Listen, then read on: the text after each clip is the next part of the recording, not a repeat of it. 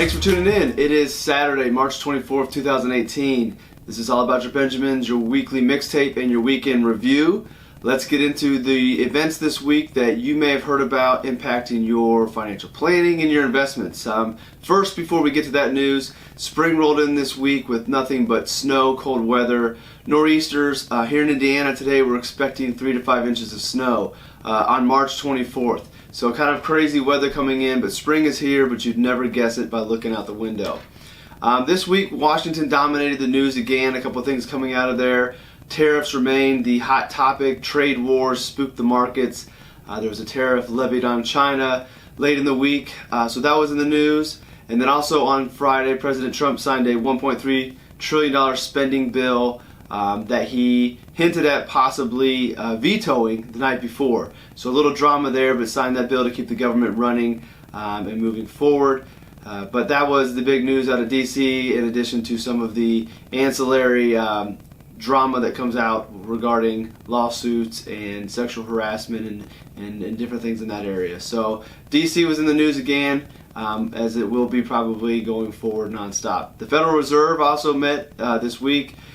Chairman Powell raised rates 0.25%, or in the industry we say 25 basis points, which was not unexpected. This was the expectation going in, and it still remains expected that we're going to have 3 rate hikes this year. So as long as that continues to happen, it shouldn't shock the market too much, because that's what's being expected, and the stock market is trying to anticipate and price out what it thinks is going to happen. If you watched the whiteboard video last week, we talked about hawkish versus dovish Fed.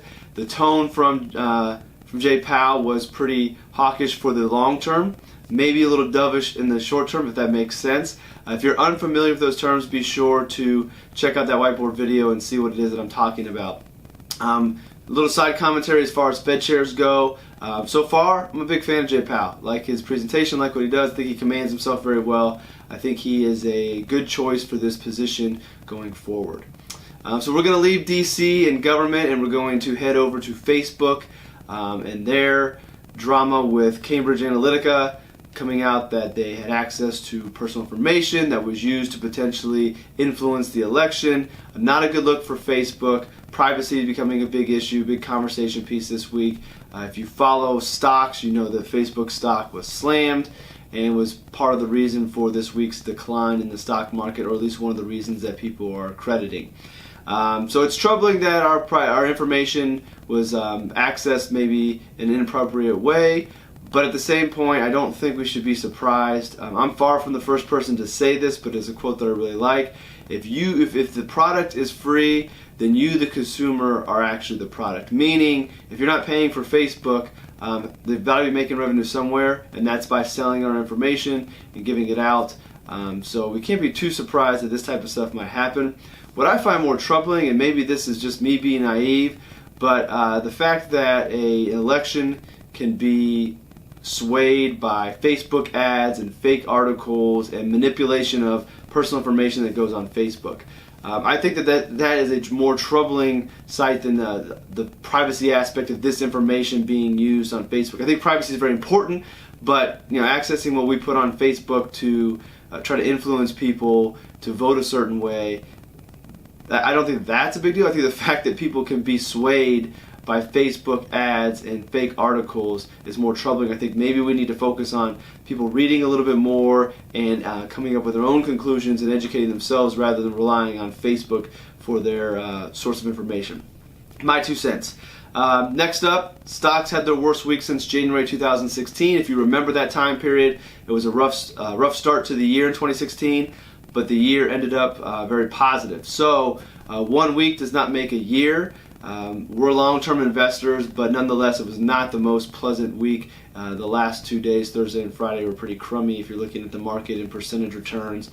But we're returning more to a normal market. I've talked about it before. 2017 was not normal. You don't normally have 12 up months in a row leading into another new year. So this volatility, although a little far removed from what we've been used to, is more normal. So reasons for why the market was down this week, as if anybody really knows, but the main contributors that are credited are Facebook, and then the tariffs and the concerns on trade wars with China and other of our major partners out there. So those are the main issues. Wrap up with March Madness. It's been a great tournament, I think, unless you have all number 1 seeds going to the Final Four. They've been great games, great storylines, good upsets, close games. So we have been enjoying it in our house. Looking forward to the Elite 8 games this week. Don't really care at this point who wins, just want to continue to see good games and an exciting tournament. So that is your weekend review. Before I let you go, just excited, I had 2 great podcast recordings yesterday on Friday that are going to be out. One of them with Nathan Faber of Newfound Research. We talk about the difference between dollar cost averaging and lump sum investing if you have a big chunk of money. A great white paper that he put out. Very good conversation. Nathan does an awesome job breaking it down as what you want to consider, and what you might think to be the best approach is probably not really when you look at the numbers. The other one was Desarte Yarnway came on. He has a great new book, Young Money. Let me get this out so I can show it. It's a great introductory book to finance and personal finance and building wealth. He came on for about an hour, talked about the book, and we really focused on one area of the book that talks about mastering your mindset. You guys know that I'm very big on the power of the mind and optimism and really kind of focusing on where your goals are. Desarte kind of has a lot of the same views, so it was a good conversation. Really enjoyed it. Sharp dude. Look forward to following him on his ride in this industry. But anyway, I want to let you know, kind of get you excited about those. Nathan's podcast will be out this weekend. I'm going to head home, work on that. Hopefully it snows, so there's not a lot we can do, and I can get that podcast out over the weekend.